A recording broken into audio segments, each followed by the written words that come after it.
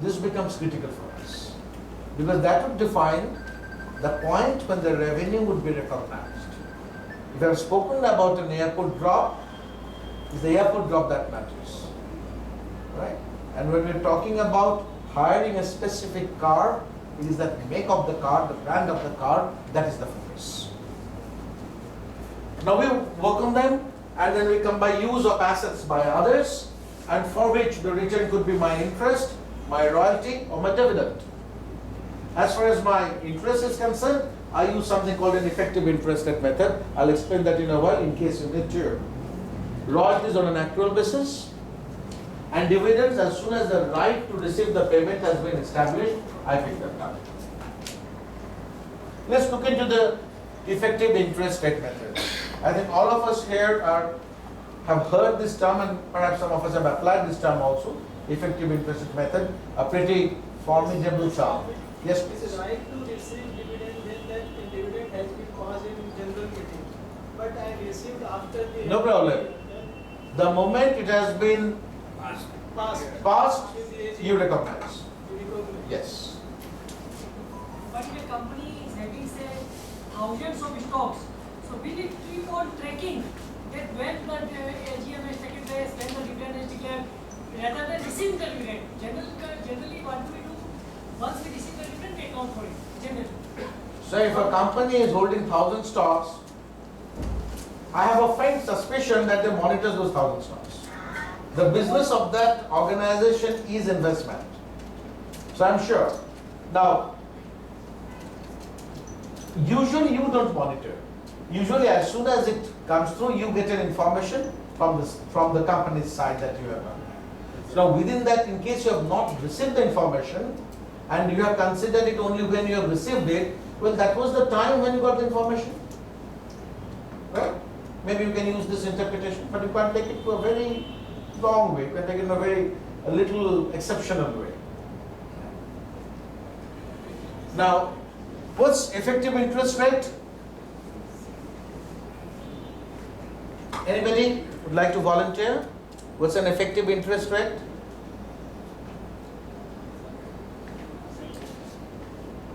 At the time when the instrument is your ownership. Yeah, absolutely. That's the point of time when I will recognize it. But at what rate? That's what I'm talking about. An effect. If an instrument is acquired at a price, not its book value, but at some other value, then the effective interest rate comes in the picture. Number one, yes. Number two, it may also come if the cash return, the flow from it, is not uniform. In that case also it may come.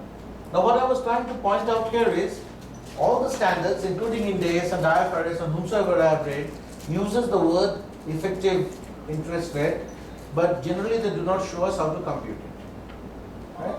The computation process is as simple as computing your IRR in a spreadsheet. So all you do, you put in the cash flows, minus and plus, cash flows that you have contracted for the lifetime of it, find out its IRR, and that IRR is your effective interest rate. So have no, I should say, glamour over the word effective interest rate.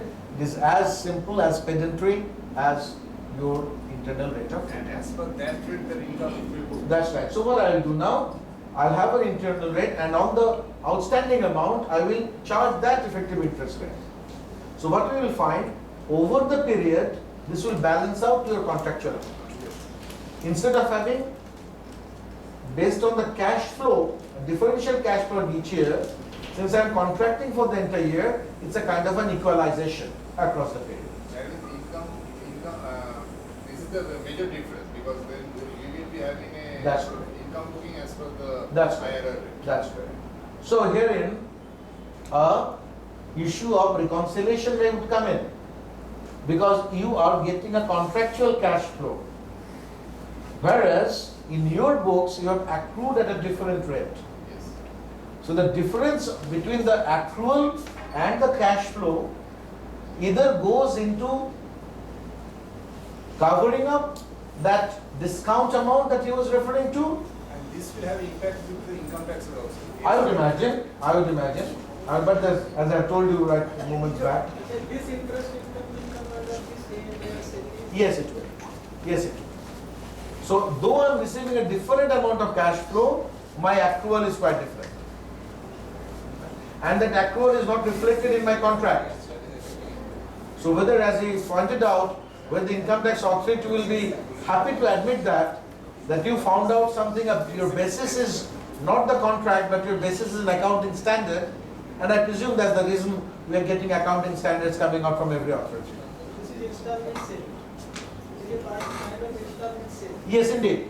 Installment sale with an uneven payment. Because if the installment sale has an even payment, then the contractual interest rate and this interest rate is the same. Or as he pointed out, if the original instrument is bought at a premium or at a discount, but the computation of the interest is on the face value, that's where it would come. Right? So again I come to interest, royalty is clear on accrual basis, and dividend I have the moment I have the right to receive has been established. Now let's look into some of the examples here. Mind you, we're talking about the new standard, Ind AS 18, alright? Excise and VAT. Herein, Ind AS 18 says, what's excise? Excise, recovery of the excise duty flows into the entity on its own account. Whose responsibility is to pay the excise? So, I'm recovering that cost. In my price, I'm recovering that cost. Even if I don't recover, I'm obliged to pay. So it's my cost. So my revenue price includes excise, and the excise amount is my expense. But in general, we are not showing an excise. That's why I said we're talking in this 18. That's the reason I use that word. As per Ind AS 18, Yes, we sir. have to show it as revenue. That's right. Because that's a cost you're recovering, much as your labor cost, much as your power cost. It's your cost, you are recovering through the price. So your price is inclusive of excise, and excise is your expense. Unlike VAT, the incidence of VAT here, So here we will be showing excise as a revenue as well as a cost. that's right. So your sales price, your revenue is inclusive of your excise. It means our turnover will be. Go up, you may go to some other bracket. Some of the chartered accountants may get another tax audit. Not a bad idea. In terms of VAT, this is not received by the entity on its own account. This is I'm an agent. So in that case, my revenue excludes the VAT. It's a payable. Even excise is payable, but the difference lies, excise is your cost, VAT is not your cost. I am not realizing that I have to take. If that price includes VAT, Right. it means that we have to take. Correct, but now who is liable to pay VAT? It may be because of a market imperfection you are unable to do that. Now, that is included in, I don't know, for pharmacy companies, let's say MRP includes VAT. Right. For that purpose, I think it will have that effect of the excise. Excise is applicable on manufacturing, but No, I realize that component, but I'm talking about that. Actually, the concept of VAT when it came in here was more in the replacement of my sales tax. Right? It came more as a replacement of my sales tax. So this concept is being discussed from that viewpoint, that it is only at the point of your sale that you are incurring this. If the nature of that VAT is a manufacturing expense, then it shall have the character of that excise. So what will be GST? I honestly do not know because Excise is also collected on behalf of the government. no, sir. The moment you manufacture, it's your responsibility to pay, whether you sell it or That not. is true, but. So it's your that's- cost. Whether you recover But- or don't recover, they are not That's right. But in case of a VAT, it's only when you sell. Only if you recover, That, then it's. that's right. Now, as he pointed out, if I don't recover, that could be a market imperfection that you are unable to. So your profit is going down, but the VAT amount is still being shown at the same percentage. That's the underlying spirit.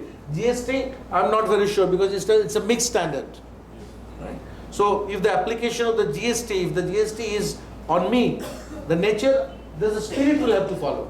Therefore, it's a cost to me, whether or not I recover, it gets included in the revenue.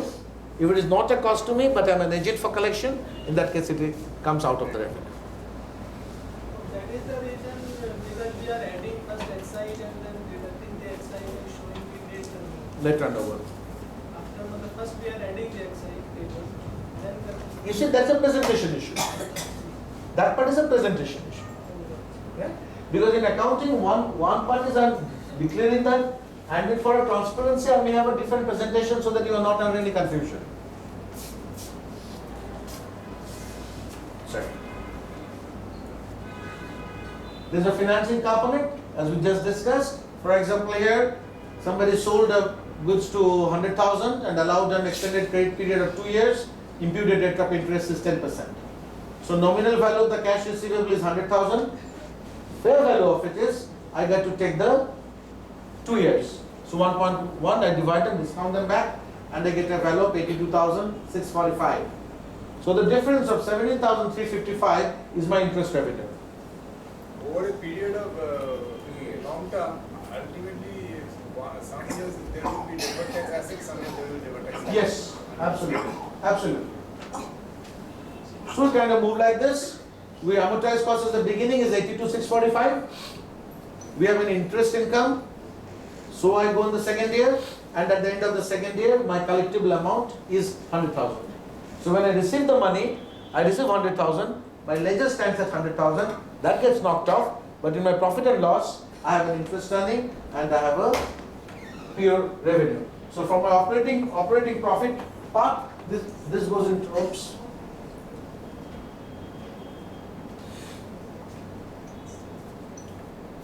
So from my operating profit part, this forms a component there, this goes into my other income. See, all these nitty-gritties again is to enhance the transparency, nothing else. Bill and hold. Delivery is delayed at buyer's request. Delivery is delayed at buyer's request, but the buyer takes the title. Let's take a ready-made garment manufacturer. So my international brand has asked me to produce so many shirts. I have produced them, and they said you will dispatch it at my instruction. So though the material is lying with me, the title has already passed. Sir, I have a question here. Please. In case there is a fire, Right. for the delivery, Right. who will bear the cost? Who will bear the Cost. Who will get this? who gets the claim? Buyer. No. The buyer is the owner now. Because he's paid. But you have not endorsed. How insurance company will know that it has been paid? That's an operating issue. It's the, for example, in the warehouse, I have already a certain. Now if there's a mixed up, the insurance company will say you're mixed up, I'll not pay. That's another issue. That's an inter-operational aspect. But in this warehouse, the material that I have, I'm holding them on behalf of my client. You don't have any title insurance so to show the insurance company that you have transferred the title. Good point. Because invoice is there. Good. His No. point is the payment. So his point is a lovely point, because that brings me back to the issue he raised earlier. So in that case, if I take it, I'll have to endorse it to that by foreign buyer. I may take it because I will be told that you may kindly take the insurance policy on my behalf and endorse it to me, because I do not have an insurance company in US who's going to extend this to me. So go to a local insurance company, take it and endorse it to me. Right? Like when I buy a house with a house building loan, I take a life insurance and assign it to the The bank. bank. Right? But I presume that life otherwise also nobody else would have an insurable interest over that. Right. So here in this case, when do I look into that? The revenue will be recognized when the buyer takes title. So it will lie with me, but the buyer takes title. Provided, it means I have to raise the invoice also. but these are proofs. Invoice and payment. Yeah, these are the proofs. Even the payment may be later. If by the contract the payment is later, that's fine. Without issuing invoice, how will I account for it in account? Invoice you will need. Of course you will need the invoice. Or maybe a contract. The contract itself will say that the moment it is finished, post quality control is mine. It's on my account. Because usually in the specific industry I spoke about, ready-made garment, that's the case. Because these people are very sticky about the finished goods carrying some other brand name. So the moment you complete it, it's mine. Even if you reject it, you tell me this is the rejection, I will tell you, then only it goes to the seconds. Right? In Dhaka, near Dhaka in Bangladesh, I buy is not the right term, arrow shirts without the arrow insignia at $20. That is second. No. Maybe one is missing here, something missing here, it's a small part. They have called it second. From the quality, it's a second. So they won't put the arrow insignia, and the moment you don't put the arrow insignia, price goes up. But only when they disown. So see, there's a specific act by the arrow. I say, this stock is not mine. By default, the moment you produce anything, it's mine. Only this stock is not mine. So that's when it will go out of the stock. The item is on hand, identified, and ready for delivery. Identified. Does it mean physical identification? I don't think so. No, the arrow emblem itself will be identification. No, here, but I'm coming down to a scenario where I'm talking about crude. Right? And if I'm talking about a crude in a container that I'm holding for others, and the three people whose crude I'm holding, then they may not be physically identifiable in that manner. But this is how the identification is done in case of that industry. So physical identification would not be driven by what you and me would like, but I need to understand the trend. I need to understand how does that industry differentiate. So that industry may say switch crude is switch crude, it is stored here, so just from here you give me some part. So that's identification. Identification means that there are three buyers, this is the total deal, and this is what I hold. Why I'm raising this is because in large petroleum companies where you have a production sharing arrangement, the moment you have extracted oil up, the stock is not yours. Under the production sharing arrangement, a part of that is now belonging to the government. Automatically, the moment it is out of the well. So herein, if I have a production sharing arrangement with 2 people or 3 people, I don't have them separate. It's coming out in the same part. Right? So there the physical identification does not necessarily mean that you have a kind of a watertight, physically demonstrated separate container for all of them. If it is possible, no problem. Right? Think of a natural gas. Right? Gas on the pipeline, the best example. The gas on the pipeline would have under a production sharing arrangement, 25% of that belongs to the government. But I can't physically separate them. They're all on that pipeline. The buyer specifically acknowledges the deferred delivery instruction. As you said, otherwise how do I do? That may be demonstrated by the contract, that may be demonstrated by the invoice. And the usual payment terms apply. Usual payment terms. It's not a different scenario. Swap and exchange, we discussed this in terms of equal value. So here, as we said, the western and parts of India, we discussed this issue. If the products are similar, in that case, I am not going to recognize that intercompany as a revenue issue. But if they are not, in that case, I'll do. For example, here. Price is similar. Pardon? Price is same. Yes, that's right. Otherwise, how can I do? Now look at this example, where it's a reverse example. Now, a telecommunication company entered into an agreement with B Limited, which is engaged in generation and supply of power. The agreement provides that A Limited will provide 100,000 minutes of talk time free to the employees of B Limited in exchange of getting free power equivalent to 20,000 units. Right? A normally charges 50 paise per minute and B normally charges 3 rupees per unit. So different product, not a substitute product. So what would I generally do? The first rule is fair value of the product received. In terms of identification of the revenue, the first rule is I would take it at the fair value of the product received. Failing that, I will find out the fair value of the products or services provided. So herein, the fair value of it received is 20,000 units into 3, so 60,000. Whereas in the books of B, it will be 50,000 rupees because 100,000 talk time multiplied by 50%. Both will recognize a two different price. Yes. Yes. Revenue and cost, both we have to consider. Pardon? Revenue and cost also is there. Indeed. Cost is always in my books. So what you are asking for is getting reflected here. Reflection. By default, it's getting reflected. So you see here is a unique case where two parties to the contract are using two different values. So here, they have to book revenue also and cost also. Cost, The cost in terms of your what they are getting giving.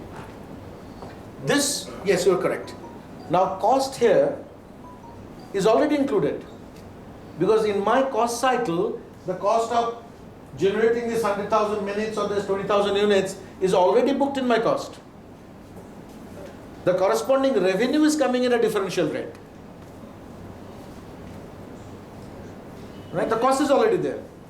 But will they agree because then A will say that I Good point. So now I will come to say that you give me more minutes or something. That's what 10 sports and star sports do. They say if you give me 8 o'clock slot for half an hour and in exchange you give me a 6 o'clock slot, that must be for 40 minutes. That's the commercial part of it. I'm not bothered about it. I'm going to look into this value because there could be certain requirements. You see, that's what the market dynamics play. And you know, believe me, when IFRS first came in, I think I first took a session on IFRS in 2004 or 5, just around when it was coming in. 2006, definitely I remember. I was so excited because for the first time I could see that we accountants are being given an opportunity of going beyond accepting somebody else's value. For the first time we were being told that if you think this is not the right value, impute your own value in the books. That right we never had. The only right we had to find out where to post that entry. And from that stage to say at what value I should put it, I think was a tremendous, upliftment of the community. But here in the form of telephone expenses, will not that other party will book that cost? Generally, he's already booked because his telephone expenses there. But in the form of telephone expenses, whatever the cost was there, that was for generation cost. It is not that telephone expenses cost. Think over it. I get your point. You are talking about which companies? The telecom company or the power company? The power company which is You're talking about the power company. Power company. Right. So the power company, has the power company expensed anything? The differential is the expense. Yeah, but When the they want- shifting of that accounting entry needs to be differential done. is the expense. The differential is the expense. Because herein it might have cost me 60,000 rupees. What I'm gaining is 40,000. So my profit was already loaded with 60. I've gained 40. So that 20,000 is an additional expense. You which I mean to say that neither I will book revenue nor I will book expense? No, I'm booking revenue. If you are booking revenue, then Cost is already there. There is I have generated 500,000 minutes worth of talk time, of which 400,000 I've sold at a certain value, 100,000 I've sold at a certain value. That's what is happening. So certain value means that there you are going to receive the cash. Here you are receiving in kind. Yes, which is a savings on my expense book. But You are understating your expenses. well, I wouldn't deny you that. I wouldn't deny. Communication expenses you are understating. Yes, I wouldn't deny you that. But that's what the barter comes around. With the same claim, you will also say your revenue also you are not showing. Because if the rate is different, somebody is spending more money, as you pointed out, then the rate differential will come here like here. So here you can see there is a gap of 20,000. So I have earned 20,000 less. So that imputed cost is already there. Getting me? Your ratio analysis may go haywire. That's another aspect. Because if you are not doing it, then you would have charged it.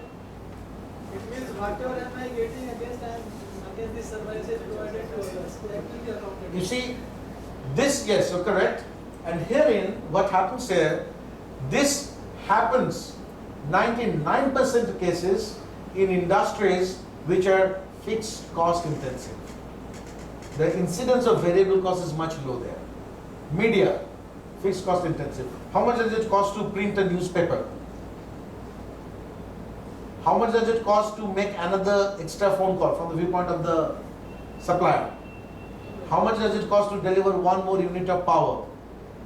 This generally happens in case where the variable cost incidence is very low. It's a highly fixed cost intensive. Airlines, they share seats. I'll be flying anyway. So I'm not going to stop that flight. So I'm giving you 5 seats on that craft. So the variable cost impact is very low. If the variable cost impact was high, then his question would become very, very pertinent. Then why am I matching the cost? Because in that case, a specific identification is possible. That this is how much it costed me to produce this material, which is different from others. Right? Or could we say that this is, we are recognizing the cost saving as revenue? Automatically, by That is what default. we are doing. Yes. But if you ask me, what about my ratios? Dead. So if you're comparing the ratios of this company with a company which otherwise buys and sells, the entire ratios will be different. But what will you show this as a sale, or how will you recognize the In, revenue? as I said, in my revenue, just like I could have sold in 2 different products at 2 I different have prices. sold top time. That's right. That's what I'm talking. And the difference is my cost there, or my profit there, whatever be the case. So that's one interesting area. Warranty could be another challenge for us. Here's a simple example here. For example, an extended warranty for 2 years and the car is sold at 500,000. The car without the extended warranty is 450,000. Alright? And the equivalent warranty if I want to buy separately 60,000 worth. Very common. When you go to buy a car, the vendor tells you, would you want an extended warranty? If you take it now, this is the price. The car with the extended warranty is this price. And if you want to buy it later, this will be the price. It's a very, very common scenario. So what do I do here? So I have actually sold 2 products. One is a car, other is a warranty. So that's why we clarified those 3 points, sale of goods, services and others. So this is now broken into 2 components. Now what have I done? This is what I have done. Fair value of the car and extended warranty is 510,000, 450 plus 60. 60 is an add-on cost of the warranty, 510. But I am selling it at component cost of 500,000. So I'm giving you a discount of 10,000. So this 10,000 must be prorated between the fair value of the car and the fair value of the warranty. So now what I'm going to do here, I'm going to take the proportionate discount, 8824. So my revenue from car is 441176 and proportionate discount to warranty 1176. So revenue from extended warranty is 58824. Alright? I've deliberately left the second level of complication here because am I allowed to recognize the warranty as a revenue in this year only? Right? So that's another issue. Which is pretty clear because now it's a service. I move on to that flowchart service side and say that have I already delivered or not. If I have not delivered, then it's an advance I have received, which I will go back to the next year and recognize the revenue in the next year. But this adjustment needs to be done.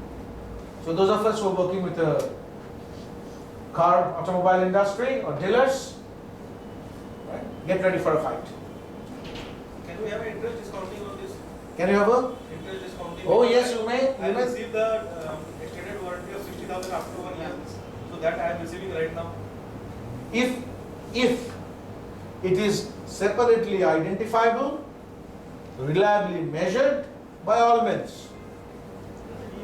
There it is separately identified. And the question is, the interest you're charging me, you see, interest is always a component of any cost, correct? Is a financing element involved?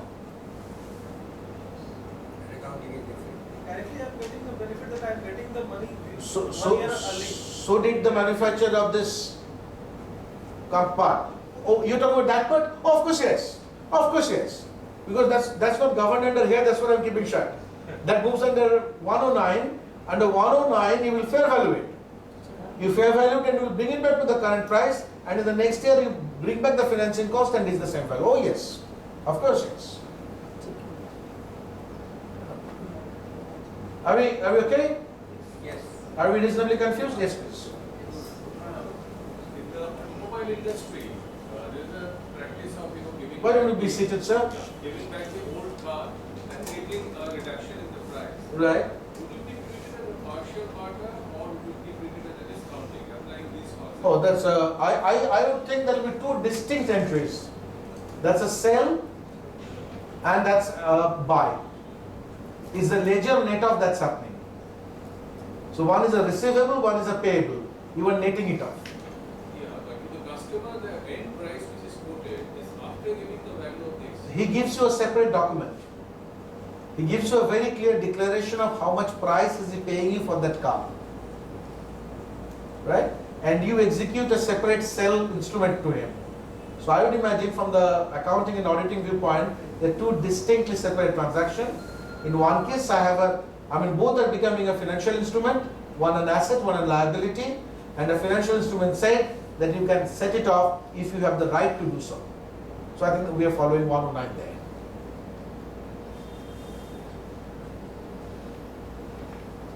In terms of dividend, we have just discussed it, that yes, the moment the right to receive the dividend is established, it's on my books. I may receive it later, not a problem. Now in terms of the right to receive, I will just put, yes please. If I do not give the credit at the time of the right to provide in the accounts, then that is the contravention of this witness. Now come again please. If suppose the dividend declared before 31st March, Right. at the end of the year, if I do not declare in the accounts, I do not account for it, then it means I am contravening this. You're contravening, indeed you are. Indeed you are. And I was just trying to clarify one point here, that conventionally when it comes to a dividend, we talk about the AGM. What about an interim dividend? So that too is a confirmation. That too is a confirmation. Whether that will be rewinded back or others, different issue altogether. So the moment the right to receive is established under the law, so whosoever is the authority at that point of time, they have agreed to that and you have established a right to receive. So you bring it to right to receive, receivable, 109, now you realize there's a cash shortage, they may not pay you, go back to expected credit loss, provide for it. And for doing all that, send your bill to your client, don't forget that. That is also again 109 item. Yes please.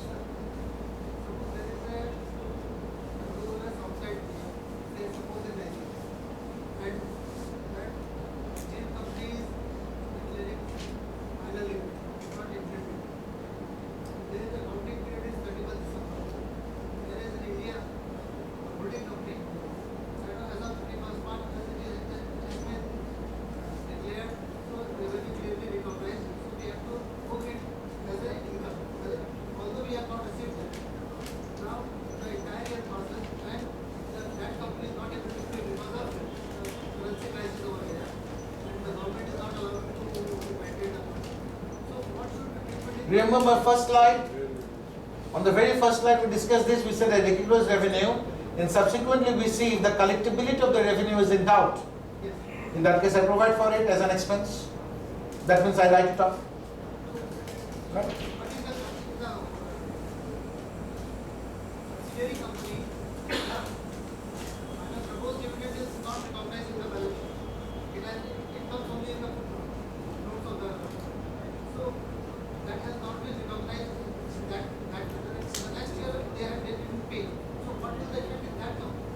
Well, that what you are asking for is governed by the Companies Act. After having declared a dividend, if I don't pay the dividend, is a matter of the Companies Act. My second area of immaculate ignorance is Companies Act. My first area of immaculate ignorance is income tax. The second area of immaculate ignorance is Companies Act. Right? But I understand that's governed by the Companies Act. So whatever the provisions are there for that, they shall follow that. As far as accounting is concerned, I'm not bothered about any law there, unless the law has told me what entry to pass. The law is a substantive evidence. The law defines that event. The law defines the transaction. Second doubt is what option given the base of company consolidated? Well, nothing much, because by the time I have not received it, I have created the provision. So when I do a consolidation, the unrealized gains from the two entities will have to be knocked off. That has not been recognized because it has not been paid. There's another issue. Recognition is one issue, payment is another distinct issue. I have recognized it. I have not been able to pay it. These are two distinct issues. Recognition leads to your creation of a financial asset or liability. My inability to pay has a reflection on the valuation of it, the collectibility part of it. So these are two distinct issues, right? I have carried a value of 100,000. Their inability to pay is a subsequent information to me to fair value that 100,000 down to 10,000 by saying, I don't think they're going to pay me 100,000, they're going to pay me only 10,000. So the revenue that I recognize there, 90,000 of that is getting knocked off in the next accounting period. As far as I am concerned, in my holding company's book, it remains there. Right? Any accounting transaction need not be coterminous. That both will have the same effect need not be. The point of time I recognize it. Think of a goods in transit. Right? So there could be issues. Majority of them would be coterminous, but there could be issues which are not coterminous. Right, so, was there? Similarly, insurance, we just discussed this, is the same question that we raised here, that an entity sells goods to a customer and also bills the customer for insurance, shipping and handling cost. So what is my revenue? So generally, if it's a CIF basis, this handling costs are incurred to deliver the goods. So even if this insurance, shipping and handling are charged separately, the same is treated as a revenue. So this handling cost will be included in the revenue? Yes, because that's a necessary condition to bring the goods to the state in which the ownership may transfer. But if somebody can, in case of FOB, that could be different. Because the FOB said, wonderful, I buy it from you. Now, would you mind sending it to me? On my cost, on my account. So in that case, you are an agent for the transfer of it. In that case, if I charge more, what you have incurred, then what will be? Wonderful, that reflects, that's a revenue matching principle, take care of it. In that case, that revenue will come under which entity? The handling charge others are your other income, and in your profit and loss you have a lower expense corresponding to that income, so your profit and loss carries that margin. Right? The profit and loss ultimately is the great part. You say, often when this allocation comes around, I share with everybody a interesting story of an elderly lady who went to a pizzeria and bought an 8-inch pizza. So the baker asked her, should I slice it into 6 pieces or 8 pieces? The lady said, make 6 pieces because I don't think I can eat 8 pieces. So the profit and loss across all accounting standard, all we are doing is shifting where to show it. The moment I come down to the net profit, it's all there. It's my 8-inch pizza. Whether I slice it in 6 or 8, that's all I'm doing. And I'm doing it because of transparency. I'm doing it so that when I go and sell, look at the last 2 years. When oil prices came down to 30, still a large number of energy companies made money. And they made money by buying and selling energy futures, by buying and selling oil futures, not by trading in oil, not by producing petroleum, but on the oil futures. Just like commodity market. Like a commodity market. So would you like to see the petroleum company having a great profit, wherein in reality all the profit were made out of financing transactions? So that's when the revenue standard would come in and say, sell of goods there, other services here. Herein, you were an agent. You were acted as a market operator. as a job or as a broker. So that's a service you provided, book it under the service. Sale of original, sale of goods, book it under the other head. Right? Now comes the disclosure. I have told about it. In disclosure, the simple rule, whenever in doubt, disclose. So the methods used, the basis used, in case of stage of completion is there, I bring that on. Amount of significant revenue categories, because that's how I have distinguished them. So from here I will identify whether my company is earning from its primary line of operation or otherwise. And that's what I will keep on doing. Each significant category, sale of goods, services, amount of revenue recognized from the exchange of goods to be identified separately. So that when I do a comparison, that's where I identify that there is a mismatch. So you may not be doing a comparative ratio analysis between these two companies. You have a different kind of operation. In terms of my revenue recognition difference, well, one major difference is definition of revenue. It covers all economic benefits that arise in the ordinary course of activities of an entity, which result in increases in equity other than increases relating to contribution. The gap, the difference, this is possible only because of the definition. I did that swap, I did that exchange entry, because it added to my equity. The gap that I had of 20,000 came into my equity. I'm recognizing that. Though I have not physically matched them, I have not physically said, this is what I've sold, this is what I've done, which I was doing under AS9, as he kindly pointed out, that I was doing an apple for apple matching, revenue matching. I'm not doing that. If it increases my equity, that's my revenue. So if something increases my equity, I can take it as my revenue, and naturally the reverse. Revenue from agreement from real estate development has been scoped out. Subodh had a great discussion on that. We specifically deals with the exchange of goods similar and dissimilar nature. Recognition criteria to separately identifiable components, my car and the warranty. It becomes separate. Right? So I'll be tempted to look into when the Samsung had sold me a handset for a 2-year warranty at an inclusive price, I'm going to ask for those later. Because generally you sell it for 1 year, you also have something for 2 years price. So let's find out. I need to separate them, component wise. Earlier I was not doing that.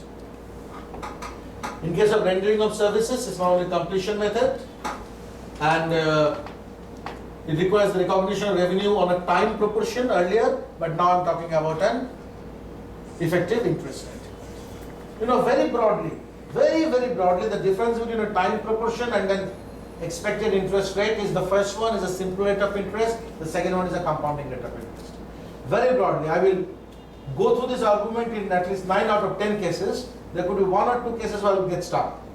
So, just to have a concept, the AS9 said you charge interest on a outstanding balance kind of but herein the compounding says that you have a same rate. So this effect of an up and down is computed, that adjustment is included not on your interest rate, but like in your EMI. On the EMI, the whole thing is computed on IRR, but when it goes back to the bank, it charges a separate principal and charges interest down on that. So that's the major difference. Right, gentlemen, the ladies have been holding you back for quite a while. If it's clear, we are all clear. If you have some more questions, I'm here.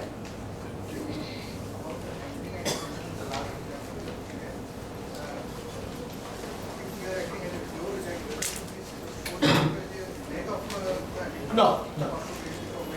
You see, the billing will be separate. When I'm acting as an agent, then that's another service. So it's a service part. So I'll have a main goods and cost of handling and others. Cost of delivery. Yes, we'll show it as a separate revenue line. Expense, naturally the problem is already there. In the line of business, it is only reimbursement. Pardon? On the reimbursement of the handling and insurance, which I'm charging separately from the bar. Right. Suppose I'm charging 100 rupees, I'm incurring expenses 100 rupees. So should I separately 100 rupees? Yes, I imagine so, because that's not your main business. You are doing this only as a add-on service at the request of your customer. Right? So this is separate one. Whether I want to make profit or not, as you pointed out, that's another issue.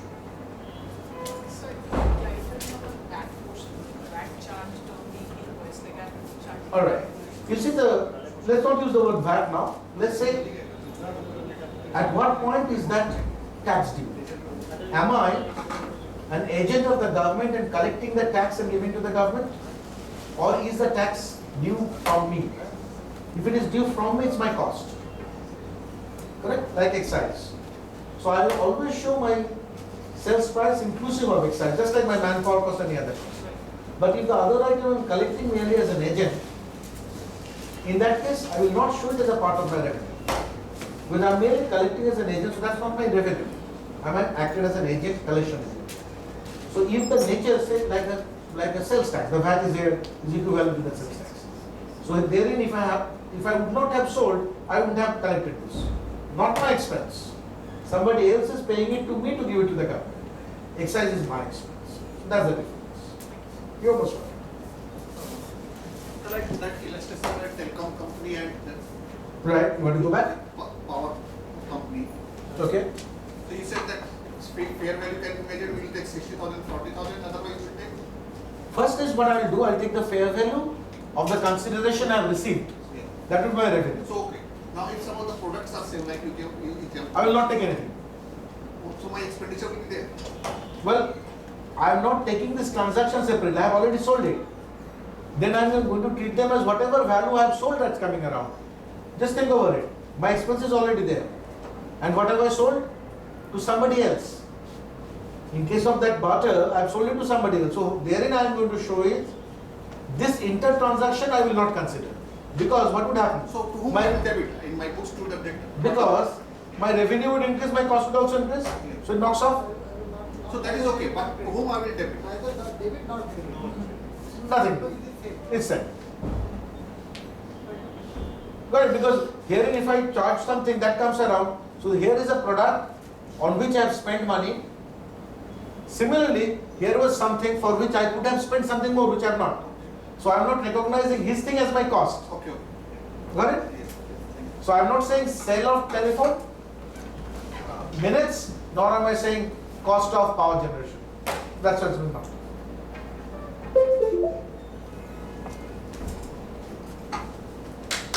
Thank you, sir.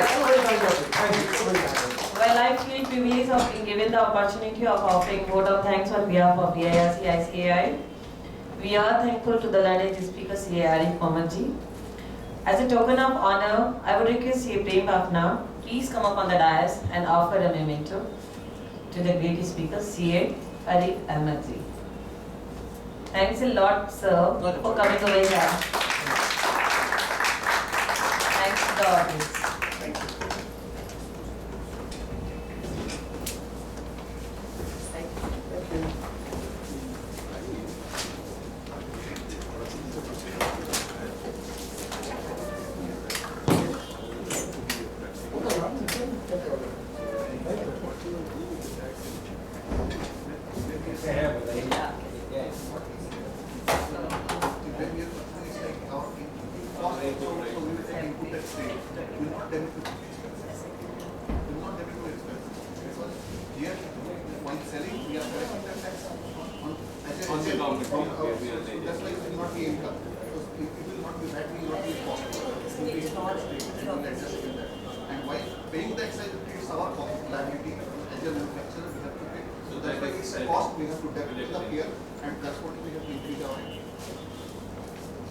That's the distinction. Yes.